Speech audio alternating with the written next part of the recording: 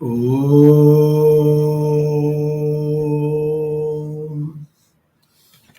Om. Shri Rama Rama Rameti Rame Rame Manorame Sahasranama Tattulyam Rama Namavaranane Shri Rama Rama Rameti Rame Rame Manorame Sahasranama Tattulyam Rama Namavaranane Guru Brahma Guru Vishnu Guru Om Sadashiva Samarambham Shankaracharya Madhyamam Asmadacharya Paryantam Vande Guru Paramparam.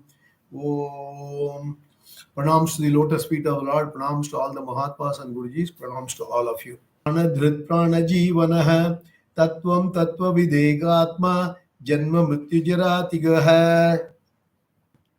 In the last class, we are seeing this Nama, we are halfway through this Nama. The first one is Pramanam, the self-evident knowledge. The second one is Prana Nilayaha, the resting place of all the pranas. Then Prana Brith, the sustainer of prana. Then Prana Jivanaha, the one who enlivens all the living beings. Up to this we have seen in the last class. So the first line of 103 we have seen. We look at the second line. Tattvam, the truth of everything. Tasya bhavaha tattvam. That is the explanation. Tasya bhavaha tattvam. The essence or reality of a thing is called tattva. The tattva of a pot is clay. The clay can be further reduced into its tattva, the atom, which can be further reduced to its tattva, particles, and finally it can be reduced to pure existence, sat. So what is the tattva of the observer of pot or clay? The tattva of the observer is consciousness. As the pot, clay, atoms and so on are not outside the consciousness, their tattva is also only consciousness. So the reality of the observer and the observed is the same Satchit existence consciousness. That tattva is Atma, that is Brahman. That Brahman is Parameshwara. Hence, Parameshwara is the tattva, the truth of everything. It is Brahman alone that is referred to by the various words like tattva, amrita, satya, paramarthana, paramrita. All those things, and paramartha, all those things, or so on, which have the same meaning. That means what? Everything, sarvam brahmamayam jagat. This is the understanding we should have from this nama. The truth of everything means what? In all the achetana vastu, we highlight the sat principle. In all the chetana vastu, like all of us, we say the every jiva, we give the consciousness principle. And we say everything is, we are all the Ananda Swarupam, which comes once in a while. Just now completed the Viveka Chodamani, the Anandamaya Kosha only we discussed. So we talk about this. So the Satchit Ananda, that is the features, the Lakshanam of Brahman, we say Satyam Jnanam Anantam Brahma. But ultimately everything is, the Tattva of everything is what? What is Tattvam? Truth. The truth of everything is Sarvam Brahman. That Brahman only is called Brahma, Vishnu, Shiva, depending on the kind of work they do. Brahma is the creator, and Vishnu is the sustainer, and Shiva is the destroyer, all those things. So generator, sustainer and destroyer, all those things we do based on that. But there's only one Brahman, and the truth of everything is Bhagavan. So in the religious language, we call it as a God or Bhagavan. In the Vedantic language, we call it as a Brahman. So very important, Tattvam. Then Tattvavit, the knower of truth or the reality. Not only is Parameshwara the Tattva, but he is also the Tattvavit, the knower of the Tattva or the reality. What do you mean by that? He has never any ignorance about his Tattva. He has got absolute clarity. So Brahman is the Tattva. The knower of Brahman, the truth is also Brahman. The knower knows, I am Brahman. He is not ignorant of the fact that he is Brahman. So this knowledge of Brahman or self-knowledge. So this is very important. So once you know you are Brahman, you are Tattvavit.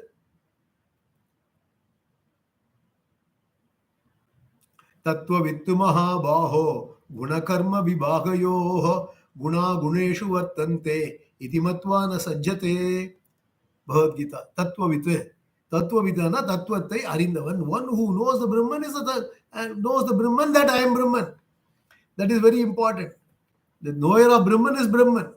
In fact, in the Mundaka Upanishad, there is a beautiful mantra which comes in the Mundaka. In the last section, it comes.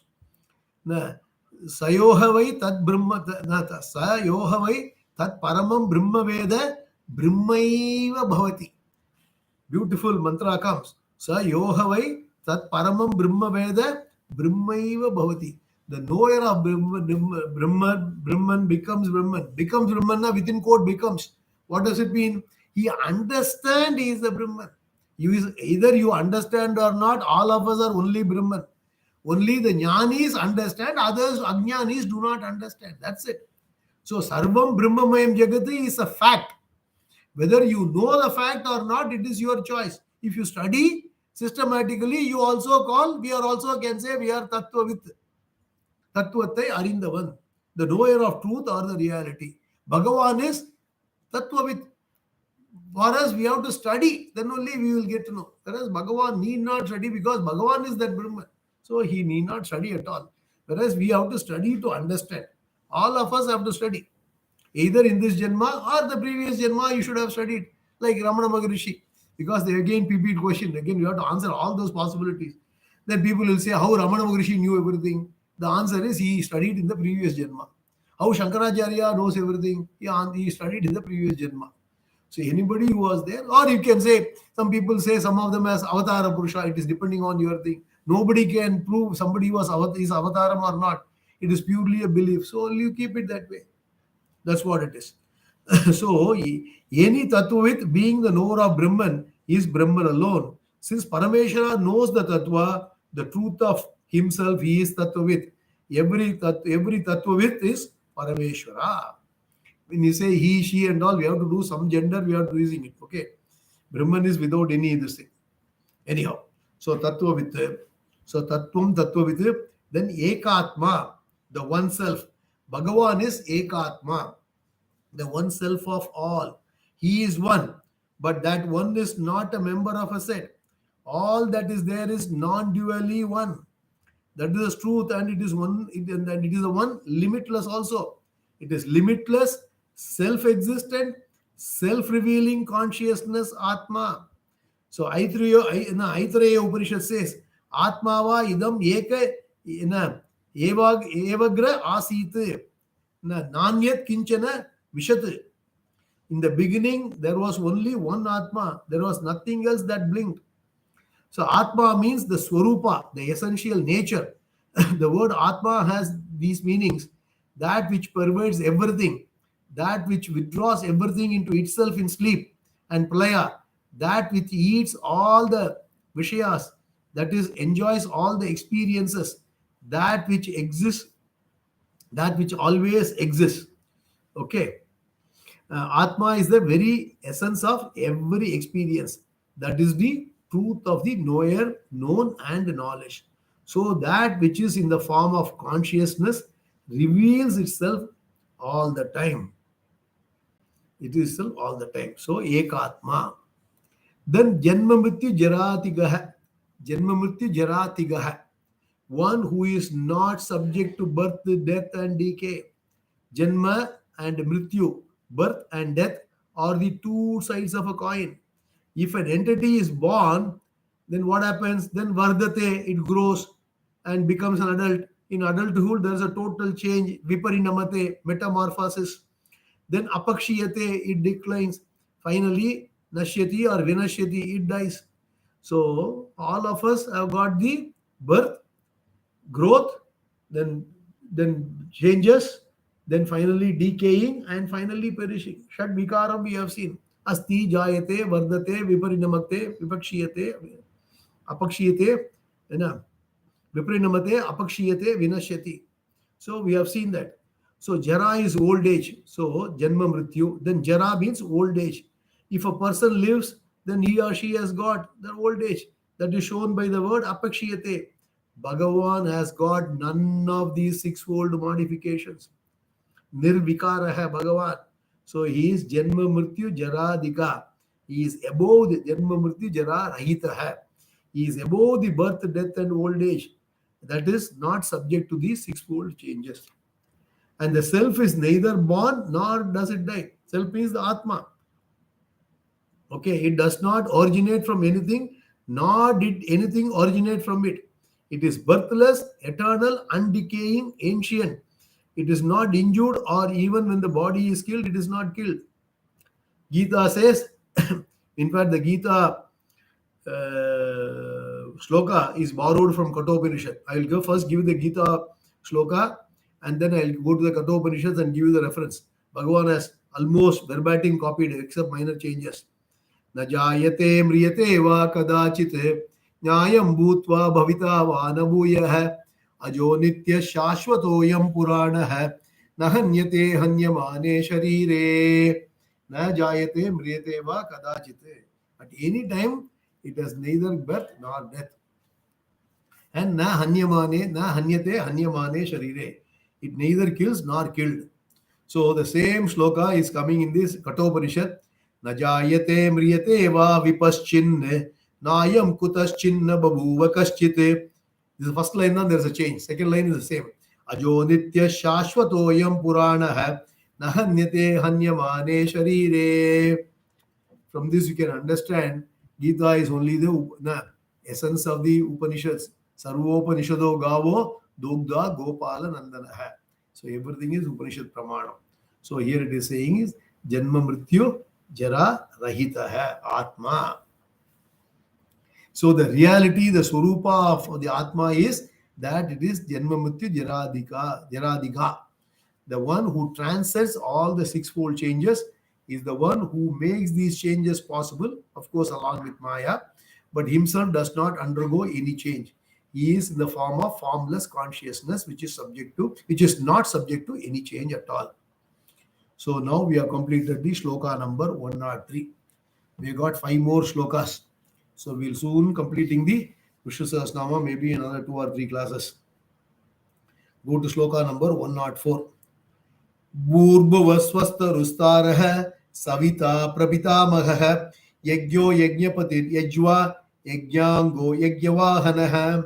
Bhurbhuvasvastarustarah savita prapitamahah yajyo yajnapatir yajva yajnyango yajnavahanah. So Bhurbhuva Swastaruhu. You have to respect it properly. Bhurbhuva Swastaruhu Taraha. Because normally when you chant together, Bhurbhuva Swastarustaraha, we say. So you have to split it as Bhurbhuva Swastaruhu Taraha. So Bhurbhuva Swastaruhu, the one who is the tree that pervades all the 3 worlds. And here Swami Dayananda has given 4 meanings, 4, all based on the slight variation in the Sanskrit. How do you interpret? I will give you all the 4 meanings. Bhuhu, Bhuvaha, Swaha. They are called Vyahritis, the essence of the 3 Vedas. And they are used as mantras in the homas, and they have the capacity to cross the 3 worlds. And that is they make good the deficiencies in the karmas, and once again the result. And one is able to gain the result. It is Bhagavan who is in the form of the 3 Vyahritis and makes one cross the 3 worlds. Hence he is Bhurbhavastaruhu. So that is one meaning. The second meaning of Bhurbhavastaru stands for the tree of Vedas. Under this Veda tree alone, all the human beings grow, and they grow like the tree, and they perform the various yajnas and yagas and the rituals that are the means for the various ends mentioned in the Vedas. So making use of this tree, they become part of the samsara tree. This is the second meaning. Then the third meaning is Bhagavan is Burbhavastaru, the tree which gives shelter to all the jivas. So Burbhavasva is the samsara tree. All the jivas take the shelter under this tree. So Burbhavastaru. So everybody is taking the shelter under the Bhagavan. This is the third meaning. The fourth meaning is Bhuhu, Bhuvaha, and Suvaha are the Jagatraya, the three worlds consisting of earth, heaven, and heaven which is above, and that which is beyond heaven. So that is the samsara tree or the Jagat Vriksha. So Parameshwara is this tree because he is the seed out of which the tree has come. We say no, the 14 lokas have come from the Brahman alone. Okay. So that is to say that Bhagavan is not sitting in one corner of the tree. He is the seed or root and also the tree. The devas are perched on the tree. So Bhagavan is in the form of Burbhavastaruhu, pervading the entire universe. So these four ways you can do it. Of course, Mundagoparishad talks about Dvasuparna, Saija, Sakaya, and there's a mantra. And Purusha Sukta, Purushottama Yogatla, in the 15th chapter, it starts with the samsara is compared to Ashwatha tree and the inverted Ashwatha tree. Udva Moolam Atashagam Ashwattham Prahuravayam. The chapter itself starts like this. So the tree, the Vriksha, the Ashwatha tree is compared to the samsara. And Bhagavan is the Adhishtanam who supports everything. So that's what it is there. So all those things. In fact, in one of the Gita classes, somebody asked the question, why you say it's the Ashwatha tree? Why can't you name some other tree? Then we said, you take any tree you want. The question. Basically, Ashwatha tree is broad and wide and it lives longer. If you want to take other tree also, you take it. We told them also. So that's what it is. So Burbhavas Taruhu. Then Taraha. This Nama we have seen in 338. One who helps to get out of samsara, to cross this ocean of samsara, to get rid of this tree of samsara, tarati. The word taraha comes. So, that is to cross over this life of becoming. Okay, that is the samsara for which the help is needed. And Parameshwara is the Tara, one who helps us to cross it. So when his grace is there, then help in the form of knowledge will come from Parameshwara. The will be there, and by that samsara, the life of becoming, will be got rid of. The only means necessary is jnana, and for that the adhikaritva is required, the preparedness is required. So you can cross the samsara ocean only by Atma Jnanam, the self-knowledge. The Atma Jnanam requires the qualification adhikaritvam. That is what we call it in our Vedanta language, sadhana chatushtayam. Vivekam, Vairagyam, Mumukshutvam, Samadhi, Shatka Sampattihi. So this again is provided by one's own attitude and understanding of Ishvara, and by allowing Ishvara to rule one's life and keeping oneself under the grace of Ishvara. How will you get the qualification? You have to live a life of Ishvara Bhakti. Shraddha and Bhakti are very, very important for the qualification, preparedness, and for the knowledge also.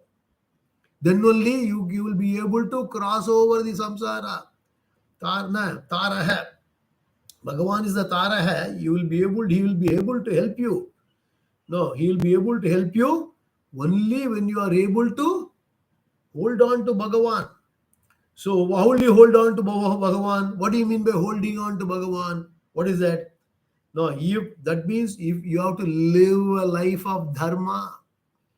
If there is more of dharma in one's life, there is more of Ishvara. Very simple. The more of dharma, the more of Ishvara. So Ishvara should be brought into one's life in everything. Whatever we do, you have to bring Ishvara into our life. Bring Ishvara as your life partner. All other partners are secondary partners. Ishvara is the primary partner. So bring Ishvara as part of your life. Then what that Ishvara will do? He will help you cross the samsara. Tara. So Taraha. So this is one way of interpretation. The other way is Tara also refers to Om, Pranava, which is the name of Brahman and which helps to cross this ocean of samsara. So Om is Ishvara, therefore Ishvara is Tara. So that is also you can take it. That's why we call it as a Taraka mantra. Omkara Pranava is called Taraka mantra because it is helping you to cross the ocean of samsara. That way also you can take it. Then Savita, the father of all. Savita means once he has given birth. Bhagavan is the cause of all. Therefore, Savita, the father of all. Then Pitamaha, the great grandsire. He is not only the father, but Prapitamaha. Not Pitamaha, Prapitamaha. He is the great grandfather. Okay. He is the father as well as grandfather and great grandfather. Here he is saying, now he is a Savita and then Prabhitamaha, the father of the grandfather. In Tamil we say it says Kollutata. So Brahmaji is called Pitamaha, the grandfather. Bhagavan, Brahmaji's father is Vishnu, Bhagavan is Pitamaha. So with Prabhitamaha being the father of Brahmaji is the great grandfather. The grandfather is also Bhagavan only. So if our immediate father is father, Brahmaji is grandfather, and Vishnu, Bhagavan is great grandfather. So Prabhitamaha, you can take it that way. So here, so this is the Prabhitamaha. Now the subsequent namas, that is, this is the 970th nama is Prabhitamaha. The subsequent nama starting from 971 up to 984, there are 14 namas. They all pertain to various aspects of yajna. Let me explain briefly before we go into those particular shlokas. Because we are basically Vaidikas. A Vaidika is the one who follows the injunctions of Vedas and performs Nitya Agnihotra and also many other rituals. Many fire rituals are talked about in the Vedas. They have to be performed. So all these yajnas mentioned in the Vedas involve a lot of mantras, priests, dravyas, dakshana, and so on. When the rituals are performed, certain desires are fulfilled. So when yajnas are done, there is rain. When there is rain, there is food.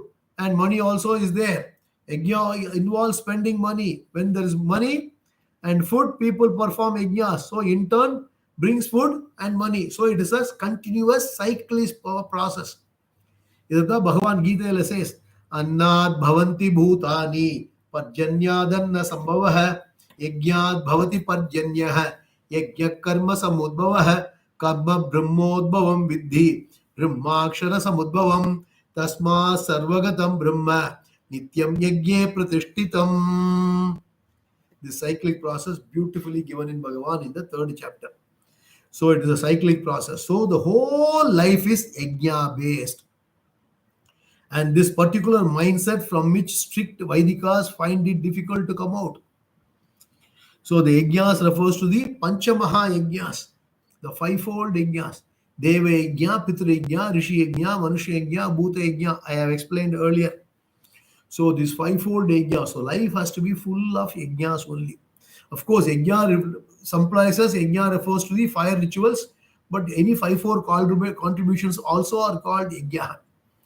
Okay. Now here the Vaidikas are asked to repeat as a substitute the names of Bhagavan with a certain understanding.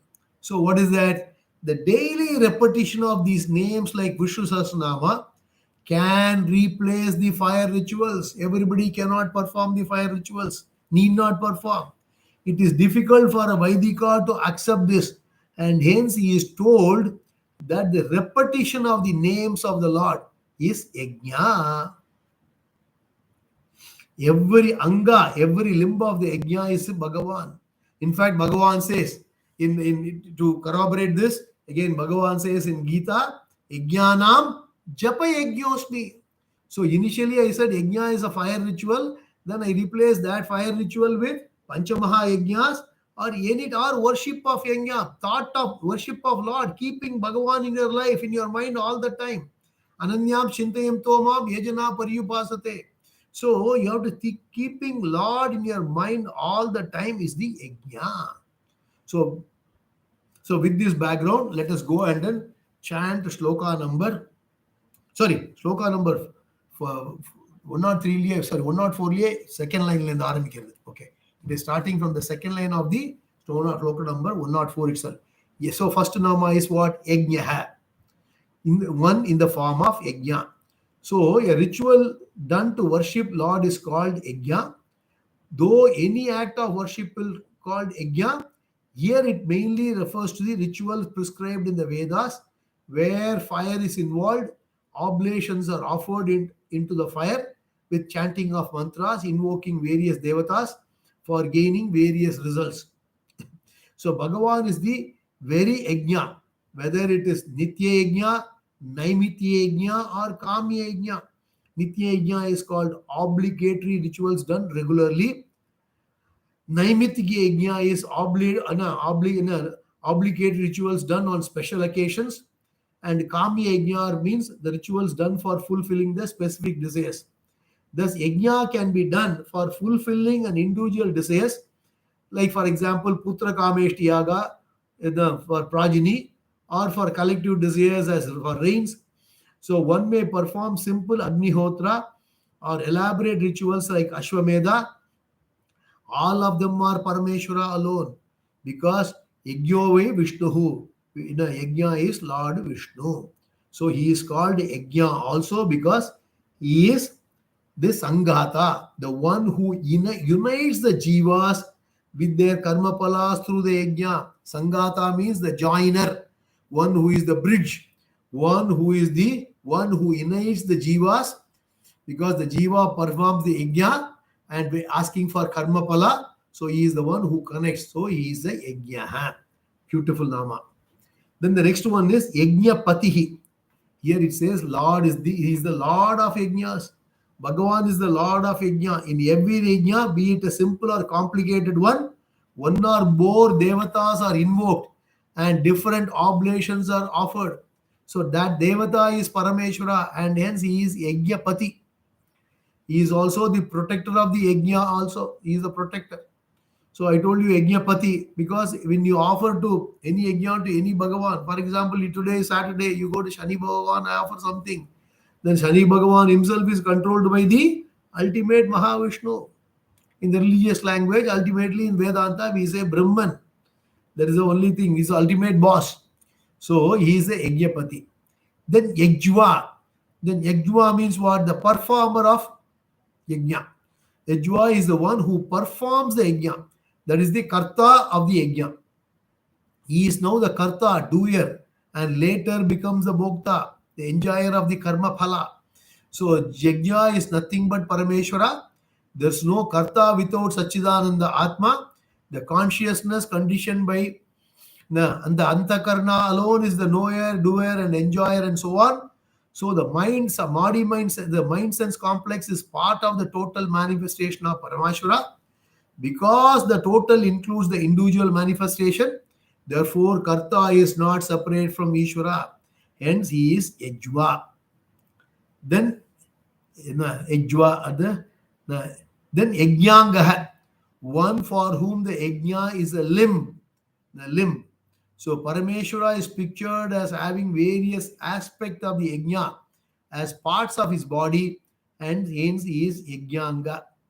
And the Harivamsha described the Varaha Murti as having various aspects of Yajna as part of his body, such as the Vedas as his feet, the sacrificial post as his tusk, the Homakunda as his mouth, the fire as his tongue, the Dharba grass as his hair on his body, and so on. It is explained in the Harivamsha. The Harivamsha describes all those things.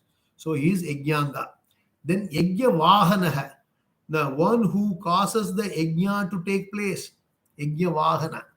He is Yajna Vahana, then who presides over and makes all the Yajnas possible. These are the means for the getting different results. That is what it is. Then continuing again in the 105, the Nama also it continues. Let us look at it. यज्ञभृत् यज्ञकृत् यज्ञी यज्ञभुक् यज्ञसाधनः यज्ञान्तकृत् यज्ञगुह्य अन्नमन्नाद एव च यज्ञभृत् यज्ञकृत् यज्ञी यज्ञभुक् यज्ञसाधनः यज्ञकृत् यज्ञगुह्य यज्ञान्तकृत् यज्ञगुह्यम् अन्नमन्नाद एव च. So let us look at it. Yajnabhrit, the protector of Yajna. Bhagavan is the Yajnabhrit, the one who upholds and protects the Yajna. The Yajna is the means for an end.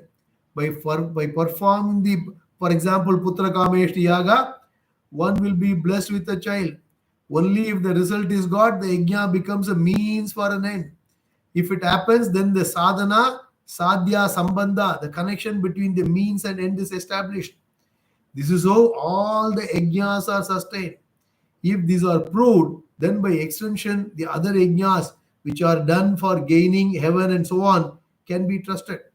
So, if we perform an yajna and there is a rain, then we accept the drishtapala in the palm of punya. Once punya is understood, papa is also understood. When punya papa is are understood, then we understand dharma and adharma. So Bhagavan comes alive. Therefore, he is the Yajna protector of Yajna. Very interesting Nama. How do you get belief in Bhagavan? That's what he says here.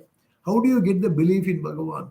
When the child is born, we bring the child to the altar and then we do puja, we tell this is what Bhagavan and all those things.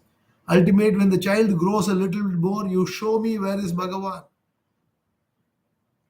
Then the child refuses to believe because we are not studying the scriptures properly. We are not able to answer the question when the child is asking. So immediately we try to we mumble and nimble, and then again the child, after going to say 10 years or 11 years, says, no, Papa, Mama or grandfather does not know anything. All these are cock and bull stories. Today we are all globalized. Then somebody will come and say there is nothing called Bhagavan. Then the child will say, I am an atheist, I am a free thinker, don't disturb me, I am not coming to temple. Then the grandfather and grandfather are all having a huge heart attack. This is what is happening in many Hindu families. After this globalization has come and we all started traveling from 1960s onwards, we started globalizing more because 1960s only where US opened. Then subsequently other countries opened. And we started going to various parts of the world. Now one out of 6 in the globe is an Indian, and many of us, they say about 30 million Indians are outside and then sprinkled all over the world. Okay, so what happens is now we all are globalized. So what happens is we have got a challenge in believing the Bhagavan. So how do you believe Bhagavan? Then the parents say to a person, he says, you do this, you will get this. You pray God, you do this, and then you will get this. For example, somebody has written the IIT entrance examination, and his heart is baku. What is that? Lubbed up, increasing. Why? The person wants computer science in IIT Bombay or IIT Madras. That is the most sought after now. So the person is having a heartbeat, sleepless nights after writing the exam. We do not know what is going to happen. Whether he'll get the rank, because it's a relative scoring. Others also will be competing it. He doesn't know. Then the mother says, you go and then pray to Playar. Pray to Ganpati, whichever your favorite god. Pray to Ambal or Ayyappa, whichever god. And the person says, okay, after all, what is the harm? Because now I have written the exam and I have no problem. So why don't I go and then do the pradakshina? After all, it is a good for exercise. So let me go and then do the pradakshina. We have got one temple called Lion Siddhi Vinayagar temple in Singapore. And that is more than 100-year-old temple. So that's a very small temple. If you see on weekend, especially today, you will not have any space to even walk because everybody will be doing Anga Pradakshina.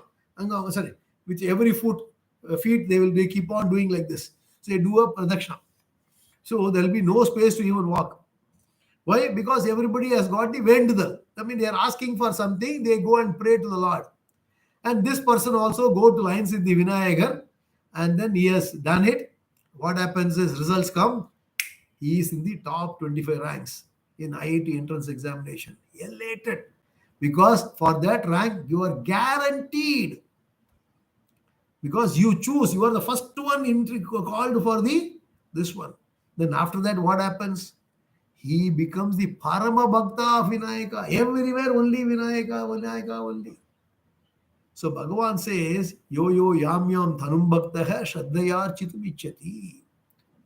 Tasya satya chalam shraddham tameva vidadamyaham. How do I bring the shraddha in people? I give them what they want. Then only the shraddha goes exponentially. I know one person was going around vagaries of life. He went around all over the place. Then one day he became a Ayyappa Bhakta, went to Ayyappa temple. He got everything what he wanted. Then became a Tivra Bhakta of Ayyappa. And he is prospering like anything. Prospering like anything. What I want to say is that's how bhakti is initially inculcated by the Bhagavan. That is only the initiating part. So he is the protector of yajna. Earlier we said yajna is a cyclic process, right? You do yajna, then Bhagavan will give you rain, rain will give you harvest, and harvest will feed you. And because of your feeding, you are happy, and again you pray to Bhagavan. So this is a cyclic process. So this cyclic process, how it is protected? Bhagavan only makes things happen as you desire. Again, the question may come after explaining everything, then you may question. Sometime I ask, I don't get it. Then you come and understand a little more. Initially, you ask it, Bhagavan will give you. That we call it as a beginner's luck in a joking way. Don't take it literally. So Bhagavan gives you that. Then afterward, once you study the scriptures, that what is the actual answer? My punya papam only is fructifying. So the punya fructifies. Whatever punya I have done, that fructifies. Bhagavan is the karma pala data who ensures I get that punyam forwarded. For example, I got a papam which is actually supposed to fructify, and my punyam is behind in the queue. Just imaginary, okay? And then Bhagavan, you go and pray to Bhagavan. Bhagavan will say, you go back. Which one? The papa. And push the punyam forward. And then that punyam fructifies and he is elated. So that's why we call it as a karma pala data. We have seen that nama earlier also. Data, we have seen this. So anyhow, what I want to say is, he is the yajna brita. He is the protector of yajna. And just on the sideline, just because our religion, as I told you, we do not have any name for the religion which is given by somebody else. The Hinduism and all, there's no name at all. It is only Sanatana Dharma. And this is the way, as long as the humans are in this universe, this is the way one has to live. So what I want to say is, whatever it is, this Sanatana Dharma can never be perished from the universe. As long as human is there, Sanatana Dharma will survive. Even after billions of centuries, it will survive. Because often people wonder whether what will happen to Hinduism after me. You don't worry. Bhagavan will make sure it happens. Why? Because everybody wants something. Because everybody is selfish. Everybody has got the desire. So we will have to. So beyond the point, they understand by experience that my effort is only limited. There is something beyond me. In fact, any sensible person would have understood this. What is there? What do you have understood? There is some effort I put in. There is something beyond me which is also happening. A atheist or ignorant person will call it as a luck. A religious person will call it as a Bhagavan has given. And a Vedantin will say it is my punya which fructify at this point of time. 3 levels of understanding. So everybody has got the desire, and everybody by a little bit of examination will understand my effort is only that much. I cannot predict everything. For example, tennis match. Now the world year-end championship is happening. Assuming you are 5th set, both are okay, both are 2 sets up. Okay, both are tiebreaker. And then you are serving and you are hitting a shot.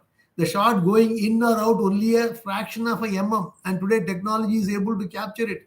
Do you mean to say your effort has put everything inside, the ball is inside because of your effort? You are only putting your effort, but you are not sure whether it will land on the line or outside the line.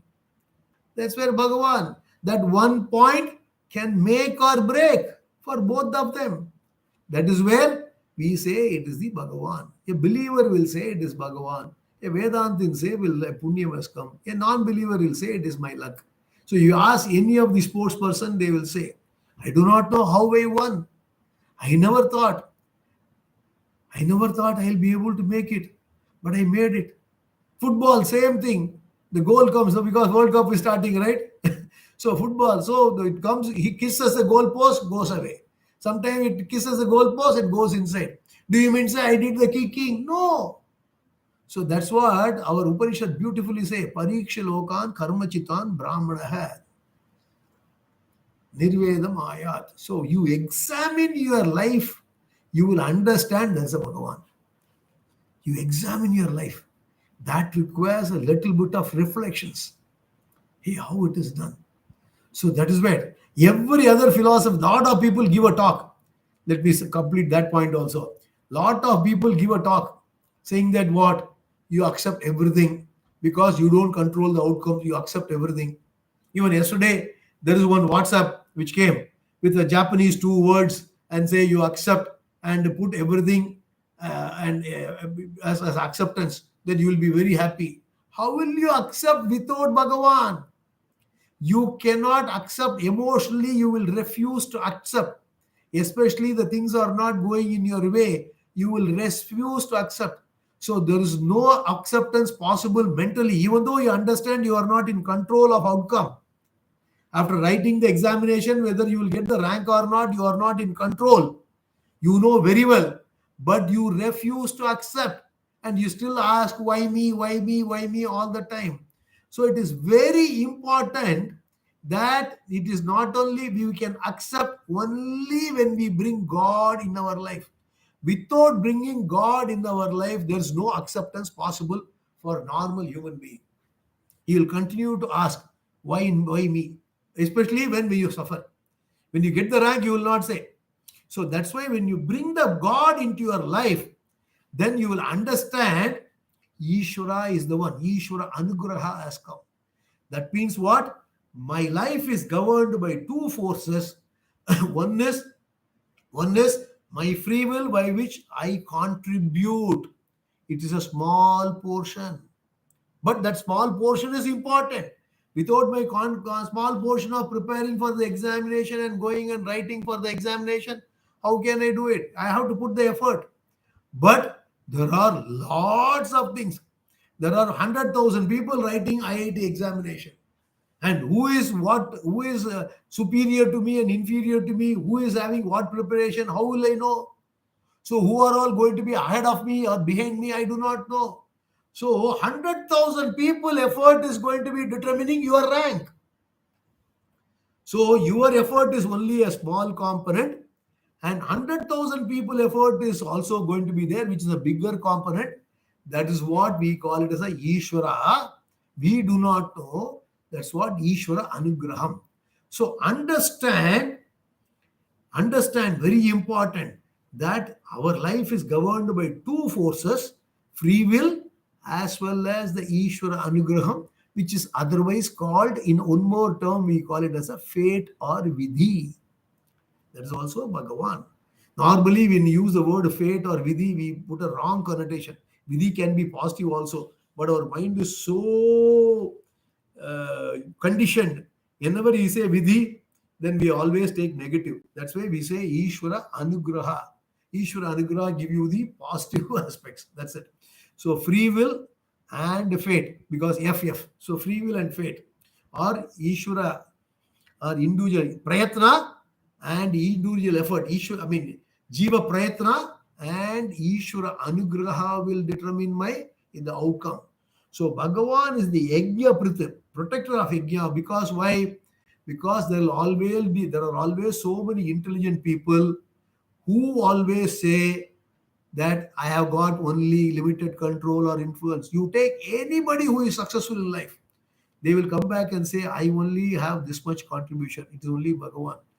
You go to SP Balasubramaniam interview, he has told many times, any great person, suddenly his name comes to my mind. Okay. And you take another, the great musician, that the music composer, A.R. Rahman. Now, when he asked, he got some coveted award. Then everybody praised. Then he said, Ella puhalum iraivanukke, all glories belong to the God. So any person